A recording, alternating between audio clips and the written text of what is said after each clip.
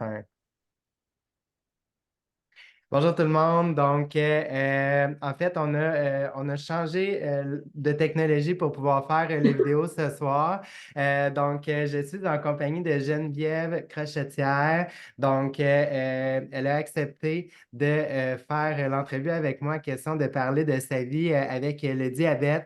J'en dis pas plus et je lui laisse l'espace. Donc, Geneviève, parle-nous de toi. Qui es-tu? D'où viens-tu? OK. Bon, je m'appelle Geneviève. Je suis originaire de Victoriaville, mais ça fait 25 ans que j'habite Ottawa-Gatineau. Je vais avoir 49 ans bientôt. Euh, c'est ça. Je veux dire, diabétique de type 1 depuis le 2019, dans le fond. Mais ce qui est arrivé, c'est qu'en 2019, j'ai reçu un diagnostic de diabète de type 2, que je me suis un peu auto-diagnostiquée parce que dans le fond, je me suis mis à développer des symptômes, à avoir toujours soif, boire beaucoup, aller aux toilettes, être tout le temps fatiguée. Puis quand j'étais enfant, j'avais un livre, un roman pour jeunes de 8 à 12 ans qui s'appelait Pour une souris en chocolat, je pense, ou quelque chose comme ça.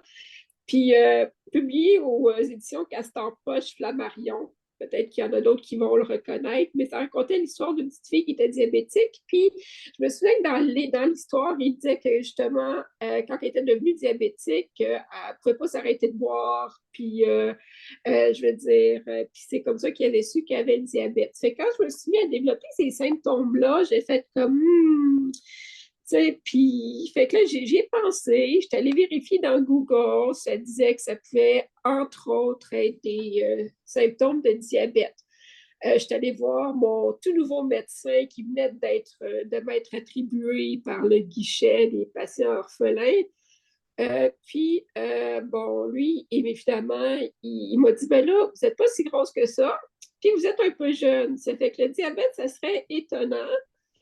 Mais là, moi, j'ai insisté. J'ai dit oui, mais j'ai plus que 40 ans. Puis il me semble que ça fait quand même une couple d'années que j'ai pas eu de prise de sang. On pourrait-tu vérifier quand même?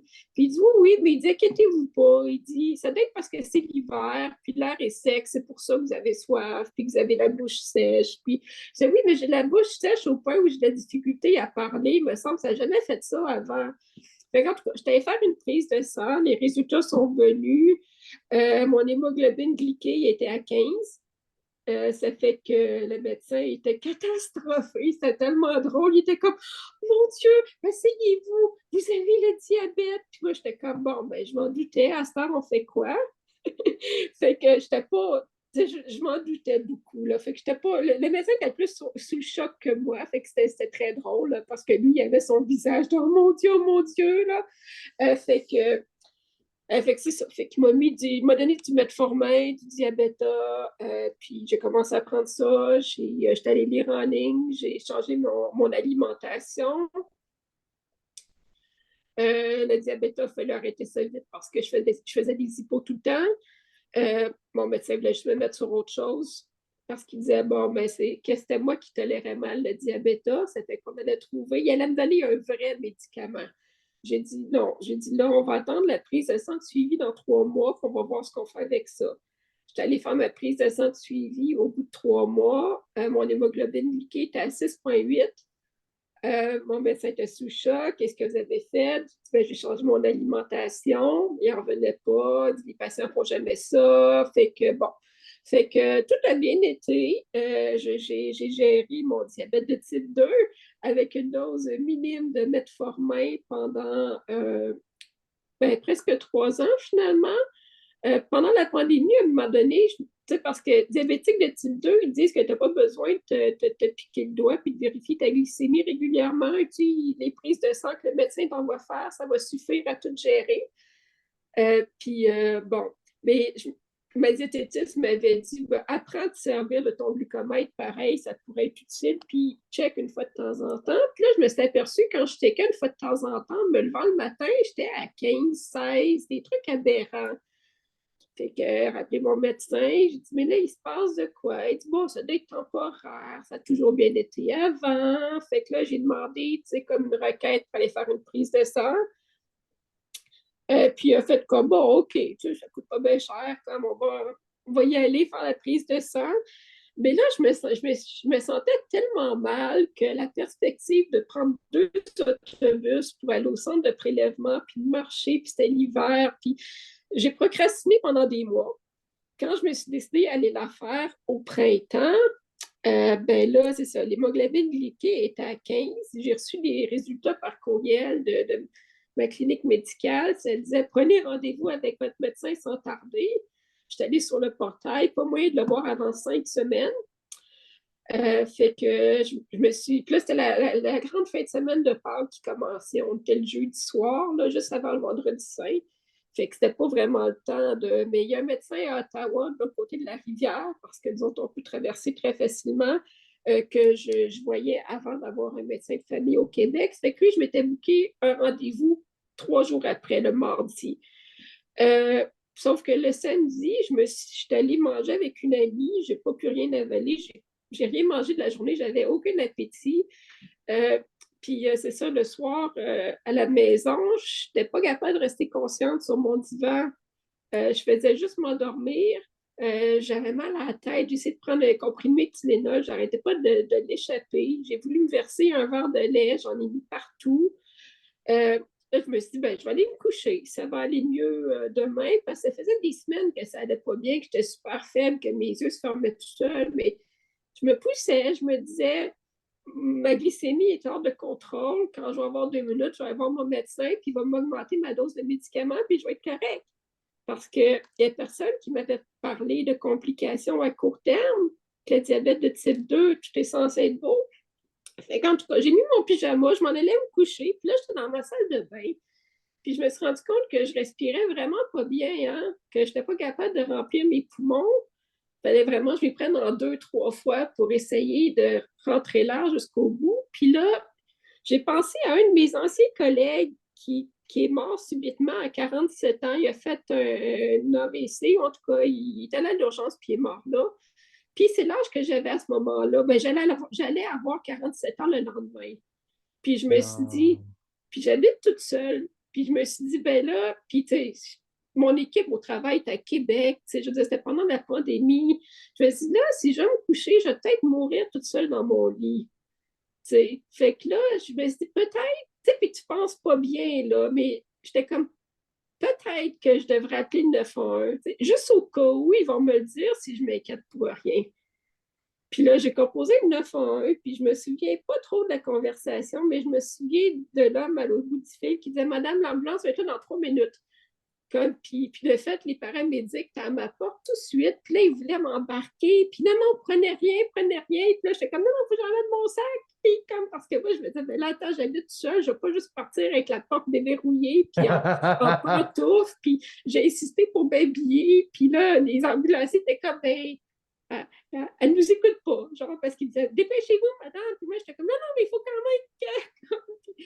Fait que c'est ça. Puis après ça, je pense que j'ai perdu conscience. J'ai repris conscience un peu à l'urgence. Je me souviens d'un ambulancier qui me demandait, mais là, vous êtes diabétique? J'étais, oui, type 2. Puis là, je l'entendais parler avec sa collègue, puis il disait, penses-tu qu'elle fait une acidocétose? Oui, mais elle dit qu'elle a le type 2, ça marche pas. Puis moi, j'étais comme, on dirait que là, je savais que j'étais en bonne main, fait que je me suis vraiment laissée perdre conscience. Puis je me suis réveillée en salle de choc avec une infirmière, je pense, qui m'avait réveillée pour avoir mon consentement pour m'insérer une sonde urinaire ou quelque chose. Mais j'étais partie, j'étais comme, faites ce que vous avez à faire, comme je m'en fous, laissez-moi dormir, comme, puis c'est ça, il m'avait mis plein de perfusions, puis c'est ça que j'entendais, c'est ça, là. Fait que je me suis réveillée comme ça au bout de quelques heures. Puis le lendemain matin, jour de mon anniversaire, il y a une urgentologue qui est débarquée pour me dire vous avez reçu un diagnostic de diabète de type 2. J'ai dit oui. Ben, il dit on pense que vous auriez peut-être plus quelque chose qui s'apparente à un diabète de type 1. Puis là, il a écrit sur un tableau LADA, puis là, il m'expliquait ça, là. Mhm. Puis, fait que Fait que c'est ça, là. Fait que j'ai passé la fin de semaine, y compris le jour de mon anniversaire, j'étais sur une diète liquide, comme me faire apporter une toilette en carton quand j'avais envie. Ben, c'était génial, là, je veux dire. Fait que c'est ça, j'ai passé 3 jours comme aux soins intensifs, là, je veux dire. Puis après ça, ben, c'est ça. Là, ils m'ont donné mon congé en me disant, ben, là, vous allez vous donner de l'insuline au moins 4 fois par jour. Puis voici votre prescription. Puis non, il m'a dit, l'infirmière va vous apporter de la prescription. L'infirmière est arrivée avec la prescription. J'ai dit, mais je me suis jamais fait ça, de piqûre. Elle dit, ben, allez voir le pharmacien, il va tout vous expliquer ça. Fait que, fait que je suis revenue à pied de l'hôpital, qui est pas loin de chez nous, puis j'ai pris une douche, puis je m'étais, comme j'étais voir le pharmacien, puis j'étais arrivée avec ma prescription, puis j'ai dit, ben là, il va falloir tout m'expliquer, hein. Ça fait que, mais c'est ça, là, je vais dire, par exemple, que j'étais un petit peu, ben, non, je savais ce que j'avais. C'est juste que je pensais que je pouvais me permettre de procrastiner parce que le diabète de type 2, mon médecin m'avait toujours dit que si jamais je développais des complications, ce serait au bout de plusieurs années. Fait que moi, je me disais, ça fait une couple de mois que je ne file pas. Fait que, tu sais, je me disais, c'était le rush au travail. Je me suis dit, c'est pas grave, je vais aller voir mon médecin quand le rush va être fini. Puis, il va augmenter ma dose de médicaments, puis tout va être correct. Puis, le pire, c'est que mon médecin de famille, quand j'y ai parlé après, il m'a dit, c'est ça que j'aurais fait, je ne me serais pas méfiée, moi non plus. Ça fait que dans le fond, ça n'aurait pas donné grand-chose. Mais c'est ça. Mais fait que c'est ça. J'ai attendu trop longtemps. J'avais perdu plein de poids. J'étais en train de mourir, mais je ne m'en rendais absolument pas compte. Moi, je pensais que j'étais fatiguée, mais que je pouvais me pousser puis que ça allait comme me pousser jusqu'à ce que je puisse voir mon médecin puis que j'allais être correcte. Là, je veux dire, comme quoi, des fois, on n'a vraiment aucune idée, comme on peut être sur le bord de mourir, puis on pense qu'on est correct, là, puis qu'on peut avancer. Ça fait que c'était comme, j'en revenais pas quand l'infirmière d'hôpital m'a dit, tu sais, vous avez été vraiment chanceuse hein, qu'on vous ait réchappé. Si vous aviez attendu un peu plus longtemps, ou vous étiez allé vous coucher, vous seriez mort pendant la nuit. Puis j'étais comme, OK, mais c'était tellement irréel, j'aurais jamais pensé que fait que c'est ça, là. Je veux dire, bon, ça aurait été une belle mort, je me serais rendu compte de rien. J'avais aucune idée de ce qui se passait. Puis apparemment, mon médecin non plus, je veux dire, l'aurait pas su. Puis m'aurait juste comme donné une autre médication pour le diabète de type 2 qui n'aurait pas fonctionné.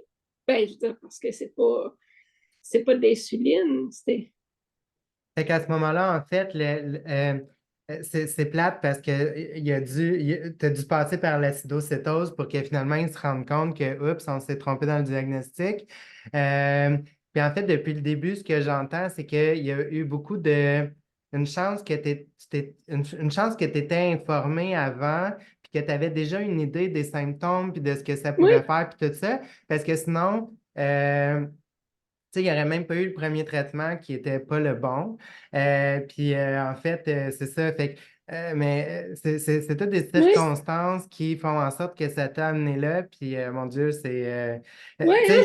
il y en a que ça dure plus longtemps que d'autres, là, mais toi, ton épopée, mettons, qui a été pas pire. Oui, oui, mais en même temps, je me dis, j'ai vécu comme c'est ça, comme diabétique de type 2. Puis après, comme, tu sais, finalement, j'ai vécu les deux. Ouais, c'est ça. Mais Là. dis-moi, mettons, est-ce que ta réaction a été différente quand tu es ressorti de l'hôpital la deuxième fois avec le diagnostic de type 1 ou, tu sais, dans ta tête, tu as comme la suite de ce qui était déjà commencé? Euh, ben, ce qui a changé, c'est que le diabète de type 2, je me suis sentie vraiment coupable quand j'ai eu ce diagnostic-là. Je me suis dit, parce que je savais que je sortais quand même pas mal, pas boire, pas dans les bars, mais je veux dire, dans les restaurants, puis le fast-food, puis je veux dire, puis bon, j'étais végétarienne, je veux dire, je suis végétarienne depuis que j'ai 12 ans, ça fait que je mangeais quand même pas, ce que je mangeais dans les fast-foods, c'était quand même bien moins pire que d'autres personnes, ce que d'autres personnes mangent dans les fast-foods, mais je me disais, je suis rendue à 44 ans. Un moment donné, ça se pourrait que mon corps me dise que ça ne marche plus de se coucher à n'importe quelle heure, puis manger de la pizza juste avant d'aller se coucher, puis toutes sortes d'affaires de fou de même. Je me dis, à ce moment-là, je m'ajusterai, puis je vieillirai, puis je deviendrai plus raisonnable. C'est que, mais quand le médecin m'a dit que j'avais un diagnostic de type 2, de diabète de type 2, je me suis dit, OK, là, c'est moi qui ai fait ça. C'est de ma faute. Mais en même temps, je me suis dit, OK, mais c'est moi qui l'ai fait, je suis capable de revirer la situation de bord, par exemple. Puis ça avait été très motivant parce que c'est ça, j'avais reviré mon alimentation de bord, puis j'étais tombée en quasi-rémission au bout de 3 mois. Je veux dire, mon hémoglobine glyquée est passée de 15 au moment du diagnostic à 6,8 au bout de 3 mois. Ouais. Comme, fait que c'est ça. Ça fait qu'il y avait eu beaucoup de culpabilité reliée à ce diagnostic-là. Puis quand on m'a dit que c'était un diabète de type 1, j'ai fait comme OK. Fait que là, on dirait que ça a été libérateur. Ça m'a enlevé un peu cette culpabilité-là parce que je disais, OK, là, c'est pas juste ma faute, là. C'est mon système immunitaire qui est en cause. Ça fait que c'est ça, j'ai trouvé ça libérateur. Puis Ah, après ça, ouais. ben c'est ça, c'était moins de ma faute, là. Tu Je sais, je me sentais comprends. moins coupable, là. Ça fait que, dans le fond, j'ai trouvé ça, ben c'est plate à dire, mais j'ai trouvé ça le fun parce que, ben c'est ça, là, c'était moins de ma faute, là. Je veux dire, je comprenais plus ce qui se passait, puis là, tu sais, comme tu dis, OK, c'est une maladie auto-immune, ça veut dire que c'est pas juste moi qui ai trop mangé mal ou qui a abusé des Et sucreries. en fait, ici, je veux juste faire un petit à côté par rapport à ça. C'est qu'en fait, c'est vrai que, il y a des circonstances qui peuvent faire en sorte que ça va euh, propulser, mettons, le diabète de type 2. Par contre, il faut quand même faire attention parce que c'est pas nécessairement ça qui va le créer. C'est juste que ça te met dans Oui, une position, mettons, favorable pour le développer. Mais en fait, c'est pas que ça. Fait qu'il faut juste faire attention. Mais je oui, comprends oui. ce que tu dis par rapport à la culpabilité. Puis est-ce que j'aurais pu faire quelque chose pour éviter ça? Puis là, après ça, il y a une espèce de rewind qui repasse en arrière pour oh mon Dieu, tu sais, j'ai fait ça, j'ai fait ça, j'ai fait ça, puis là, c'est en train de me rattraper. Mais non, tu sais, c'est sûr qu'il y a des trucs qui Ouais, influencent, mais tu sais, c'est pas ça, genre, oui, oui. la vie, il y en a qui vont faire exactement les mêmes actions que tu faisais, puis ils n'auront jamais rien. Fait que, tu sais, oui, ça peut aider à la chose, mais c'est pas ça, genre, qui fait en sorte Oui, que oui. tu le deviens ou pas, là. Oui, oui, je comprends. Depuis, c'est moi qui ai vécu ça personnellement. Ouais, Je veux dire, avec un fort sentiment de culpabilité, mais en même temps aussi le sentiment que si je l'ai causé, je suis capable d'en virer les choses de bord ouais. aussi. Je veux dire, Est-ce mais que, c'est est-ce OK, que là, ça c'est l'est? sérieux, il va falloir que je devienne plus raisonnable. Puis, justement, j'avais comme ajusté mon alimentation, puis j'avais trouvé des meilleures options dans les fast-foods. Je m'étais dit, on ne va pas devenir complètement raisonnable non plus, on va continuer de sortir, mais j'avais épluché les menus des fast-foods où j'allais, puis j'avais trouvé c'était quoi des options qui étaient encore les petits axes que je pouvais faire pour continuer d'aller manger de la pizza avec ma chum de fille après le Zumba, mais comme on prenait plus de frites, on allait chercher des quartiers de pommes au McDo à côté pour manger en accompagnement, puis je prenais une pointe de pizza, puis je buvais du lait avec au lieu du coke. En tout cas, fait que, je veux dire, mais c'est ça. Mais je veux dire, mais je pense que c'est ça, j'ai peut-être un petit peu tendance à me sentir coupable facilement. Là. Je veux dire, il y a quelque chose qui pète dans ma maison, puis je pense que c'est ma faute. Le fait que le diabète de type 2, je l'ai vu comme oh mon Dieu, je me suis fait ça. Mais je sais qu'il y a quand même des fondements génétiques là-dedans, je veux dire, puis parce que tu sais, des gens je veux dire, qui sont très obèses, disons, puis qui mangent n'importe comment, puis qui ne seront jamais diabétiques. Ça fait que Voilà.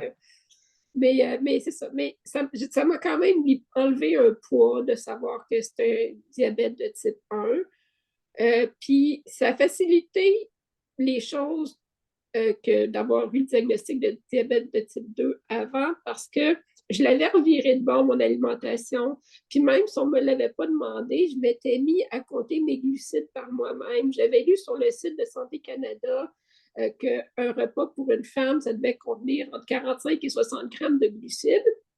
Fait que le jour de mon diagnostic de diabète de type 2, je suis allée au travail, puis j'ai passé l'après-midi sur l'ordinateur au travail à faire des recherches sur le diabète. J'ai pas rien traduit, j'ai pas été très productive, mais j'ai fait des recherches. Fait que là, quand j'ai lu que c'est ça, qu'un repas devrait contenir entre 45 et 60 grammes de glucides, moi, j'ai fait comme, OK, je me suis acheté un petit carnet, je me suis mis à noter tout ce que je mangeais, à calculer le nombre de glucides, puis je me suis juste arrangée pour que ça rentre entre 45 et 60 grammes. Fait que ça a bien marché, c'est ça, ma glycémie a descendu. J'ai perdu plein de poids. J'étais déjà active physiquement. Ça, j'ai pas trop.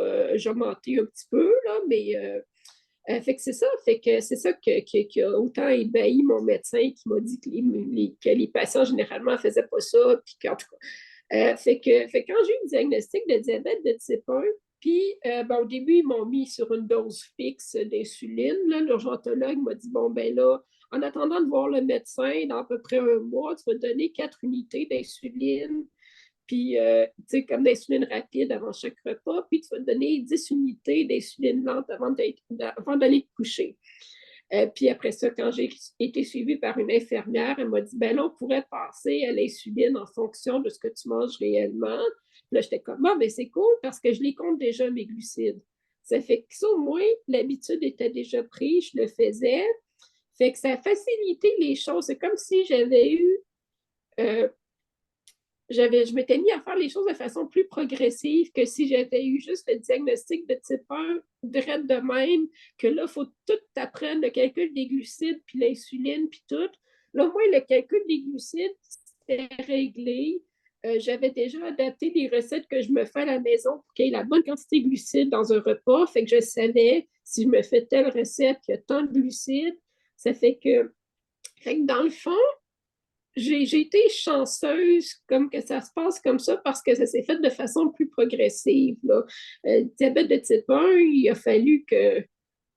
Ben, je me suis fait rapidement l'idée. Il a surtout fallu que j'apprenne à me donner de l'insuline parce que le reste, les habitudes de vie avaient été changées, puis le calcul des glucides était bien intégré. Fait que ça a quand même bien été, là, je veux dire. Fait que c'est ça, là, je veux dire, j'étais chanceuse dans ma malchance, on peut dire, là. Puis je suis quand même reconnaissante d'avoir fait l'expérience des deux types de diabète, comme c'est ça, Ben, d'avoir un en peu, fait, là, tu sais. c'était pas que c'était les deux types. Probablement que le premier Oui, diagnostic oui, était pas le bon parce qu'on peut pas passer de un à l'autre, là, on s'entend. Tu non. sais, un type 2 qui devient insulinodépendant, ça va toujours être un type 2. Puis, tu sais, ça dépend de comment, qu'est-ce qui s'est Ouais, développé. Tu sais, est-ce que c'est le système immunitaire qui détruit les cellules du pancréas, il n'y a plus rien qui se fabrique, ou c'est une mauvaise gestion de l'insuline, soit que le pancréas en produit pas assez, ou, fait que, tu sais, ouais, c'est ça. Fait que, c'est ouais, dommage mais je parce veux que le dire, j'ai vécu diagnostic, comme si j'avais le diabète de ouais, type 2. comme si, Comme ouais, parce c'est que ça. j'étais traitée pareil, comme si, parce que je veux dire, mon médecin, lui, il a reçu, je veux dire, les premiers résultats d'hémoglobine glyquée à 15, puis il a fait, bon, ben, j'avais plus que 40 ans, j'avais un peu de surpoids, il m'a dit, bon, ben, diabète de type 2, puis fait que c'est ça, fait que j'ai été D'où traitée comme un, tu sais, D'où comme un l'importance, dépourvu. d'où l'importance en fait de faire attention par rapport à ça. Puis, tu sais, c'est un médecin généraliste, fait qu'à ce moment-là, il y a des connaissances générales. Mais en fait, le diabète, c'est beaucoup plus complexe que ça. Donc, s'il y en a qui écoutent, qu'il y a des personnes dans leur entourage qui auraient des symptômes ou peu importe, ben, il y a différents tests pour pouvoir savoir c'est lequel des deux. Fait qu'à ce moment-là, ben, tu sais, à partir du moment où il y a un premier diagnostic, quand l'hémoglobine glyquée, elle va pas bien, ben, tu sais, il y a des lumières à allumer. Puis après ça, tu sais, c'est de pousser un peu plus la chose, tu sais, par rapport à son médecin, question d'être sûr qu'on a le bon diagnostic puis qu'on est bien traité également. Ouais. Et dis-moi, L'affaire, Geneviève, c'est que ces tests-là, ils les font pas. Je veux dire, il faut vraiment ben, les demander. Puis même à ça, mon médecin de famille, il avait pas de l'air. J'ai parlé juste au mois de décembre dernier. Je veux dire, Puis, le diabète de type LADA, il n'avait jamais entendu parler de ça. Il appelait ça latent. J'étais comme, c'est pas latent, c'est LADA. Il a fallu que j'y appelle, puis que je dise. Ouais. Puis, il avait l'air de tomber des nues. Je veux dire, puis les tests pour déterminer, ben, il n'a jamais pensé. Puis, mon endocrinologue m'a dit qu'ils les font très rarement, ces tests-là. Il faut vraiment qu'il y ait des doutes. Puis pourtant, mon médecin de famille avait quand même des doutes parce qu'il m'a dit que j'étais trop jeune puis que je n'étais pas assez grosse pour avoir un diabète de type 2, mais il ne s'est pas méfié plus que ça. Voilà. Mais dans un webinaire de Better, à un moment donné, on s'est rendu compte que les diabètes de type LADA, il y en a beaucoup qui sont diagnostiqués comme des diabètes de type 2. Puis les gens, justement, passent proche de mourir. Puis c'est là que les médecins se rendent compte que, oups, attends une minute, c'est pas ça, là.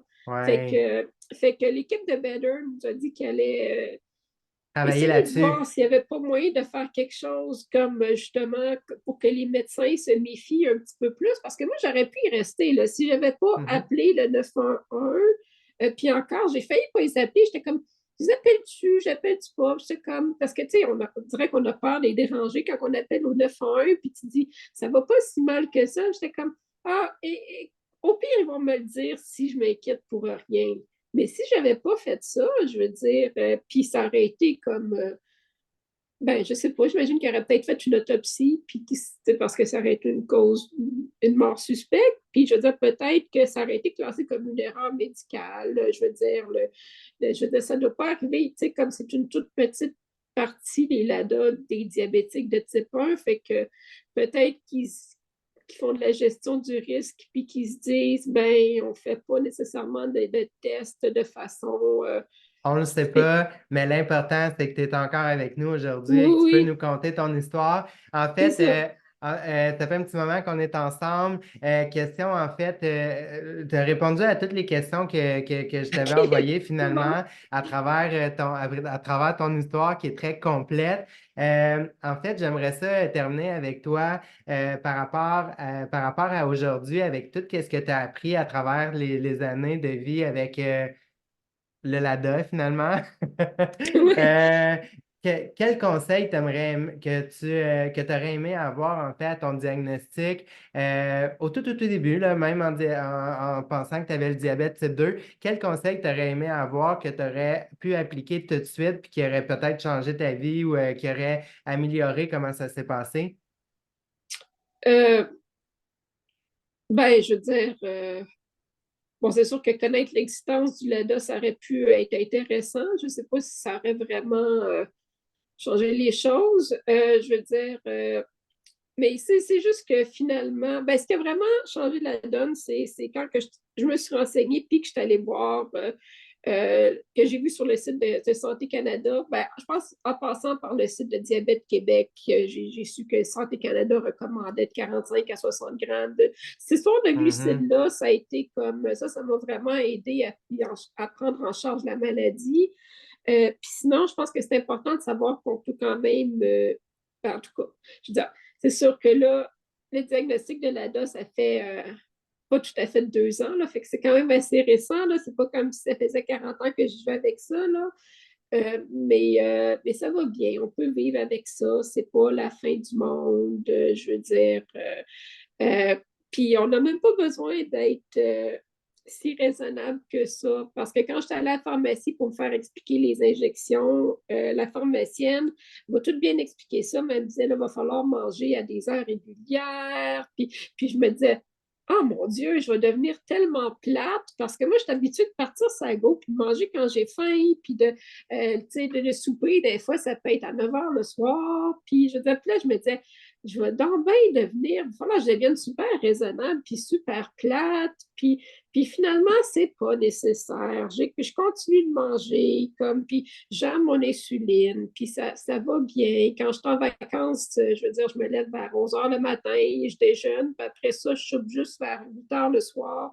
Je dîne pas, puis tout fait que c'est pas vrai, cette histoire-là. Parce que la façon qu'elle m'avait dit ça, mon Dieu, il allait falloir que je déjeune à 8 h le matin, que je dîne à midi, puis que je soupe à 5 h. Puis je me disais, ça va être compliqué. Puis ben non, non, on peut continuer de vivre comme on vivait, je veux dire. Puis insérer l'insuline là-dedans, puis juste la gérer. Puis Fait que ça fait que ça, je dirais aux gens, c'est ça, de pas comme en tout cas, de pas, ils seront, il faut devenir, c'est pas nécessaire de devenir si raisonnable que ça, puis de devenir si plate. On peut comme, ça peut s'intégrer à notre mode de vie, puis à nos habitudes, puis je veux dire, c'est pas, c'est pas le fun. Je veux dire, j'aimerais mieux pas avoir cette condition-là, c'est évident, là, je veux dire,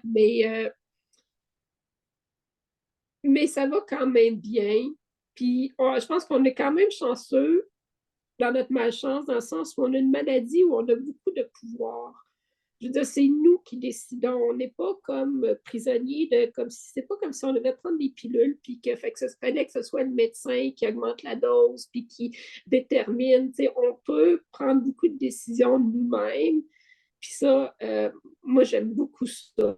Je veux dire, de savoir que c'est ma santé, que c'est moi qui j'ai un grand rôle à jouer là-dedans, puis que j'ai vraiment beaucoup de pouvoir. Je trouve que ça, c'est un des avantages, si on veut, de cette maladie-là par rapport à une autre maladie. On n'est pas à la merci des médecins, je veux dire. Oui, ben tout à fait, hein, on a une part de responsabilité, puis c'est ce que j'ai entendu depuis le début. Question de faire un petit résumé à la fin là, de ce qu'on a échangé ou en tout cas de ce que j'ai entendu. Donc, diagnostic erroné au début. C'est en fait un diagnostic que tu as amené à ton médecin par une lecture que tu avais faite plus tôt, qui t'avait J'avais touché. 10 ans à Ben peu oui, c'est près. ça. Donc, tu as reconnu les symptômes puis tu as été en mesure de pouvoir intervenir rapidement. Donc, le diagnostic, en fait, était un peu faussé par rapport là, à ce qui t'a été proposé. Mais malgré tout, en fait, tu as compris qu'il y avait deux choses qui pouvaient influencer au niveau de la glycémie, soit l'alimentation puis l'activité physique. Donc, tu as continué, même que tu as amélioré le tout et ça a fait une différence importante. Là, ton médecin ne comprenait pas trop qu'est-ce qui s'était passé. Oui, Puis là, après, ben là, a suivi le deuxième diagnostic à l'acidocétose par rapport là, à ce que tu as vécu. Bravo à toi. Tu as probablement quelqu'un qui veille sur toi là, parce que, en fait, tu étais proche, là, genre, ah, oui, oui. en tout cas, je le Ah, j'ai comptais vraiment, à un moi, moment tu sais, donné. moi, je pense que c'est Michel, là, mon collègue décédé, comme subitement, comme à Voilà. 7 ans, qui m'a, comme, parce qu'il y a une petite voix qui m'a dit, OK, peut-être que je devrais téléphoner au 911. Comme peut-être, là. C'est juste au cas, là. Merci Michel d'avoir été là. Et par la Oui, suite, en fait, ben, c'est vraiment une prise en charge. C'est de l'auto-prise en charge parce que on ne peut pas laisser, en fait, notre destinée, notre vie, quand on vit avec le diabète, dans les mains des autres, dans les mains des médecins, puis tout ça. On a en fait un certain pouvoir, comme tu disais à la fin. Et à partir du moment où on s'implique, en fait, dans le traitement, puis qu'on prend le temps de comprendre, en fait, hein, de s'observer puis de comprendre, ben après ça, c'est beaucoup plus facile. Et j'ai beaucoup aimé à la fin quand tu as dit, hey, tu sais quoi, on peut continuer à vivre, puis oui. avec les traitements aujourd'hui, c'est possible, puis la vie est belle. Donc, merci beaucoup, Geneviève, de m'avoir accordé ce temps-là ce soir. C'est vraiment apprécié. Est-ce que tu veux ajouter un mot de la fin? Non, non, ben ça m'a fait plaisir. Je veux dire, moi, j'ai du fun à écouter les interviews des autres, là. Ça fait que je me suis dit, bon, ben, je vais y aller moi aussi. Puis c'est ça, souligner que mon médecin, c'est ça, c'est un diagnostic erroné, mais bon, euh, il a juste fait son travail. Puis c'est ça, je pense qu'il y a un manque de formation de leur côté. Puis le diabète de type LADA, c'est encore plus rare que c'est un sous-type du diabète de type 1, un diabète 1,5, ils ne savent pas trop. Fait que c'est un peu. C'est ça, là. Je veux dire, il a fait de son mieux. Tout à Je fait. veux dire, c'est pas de sa faute, c'est le système qui a quelque chose qui cloche apparemment parce qu'il échappe des gens comme moi, là.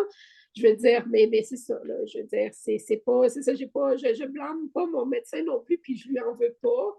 Je veux dire, mais ça, en même temps, ça donne encore plus envie de se prendre en main soi-même parce que tu dis, si mon médecin a fait une bourde comme ça, c'est important de veiller au grain soi-même, puis de ne pas hésiter à remettre à poser des questions à son médecin, puis à insister si on juge que quelque chose qu'il y a quelque chose qu'on a l'impression que ça n'a pas d'allure, là, qu'il manque de quoi. Puis, je veux Tout à dire, fait. c'est ça. Là. Mon médecin de famille ne m'aimait pas trop parce qu'il trouvait justement que je stinais beaucoup. Euh, mais, euh, mais ça a l'air que c'est ça qu'il faut, là. Voilà. Ben, sur ces bobos, Geneviève, merci beaucoup. Donc, là-dessus, on vous souhaite bon succès dans le traitement du diabète. Et pour ceux, en fait, qui voudraient joindre le mouvement et partager leur histoire, je vous invite à écrire dans les commentaires entrevue. Et à ce moment-là, ça va me faire plaisir de communiquer avec vous, question de voir les prochaines dates disponibles. Merci encore, Geneviève. Donc, on vous souhaite toute une belle fin de soirée. Et ça m'a fait plaisir de te parler ce soir. Merci d'avoir été là. Moi aussi. OK, Bye. bye bye.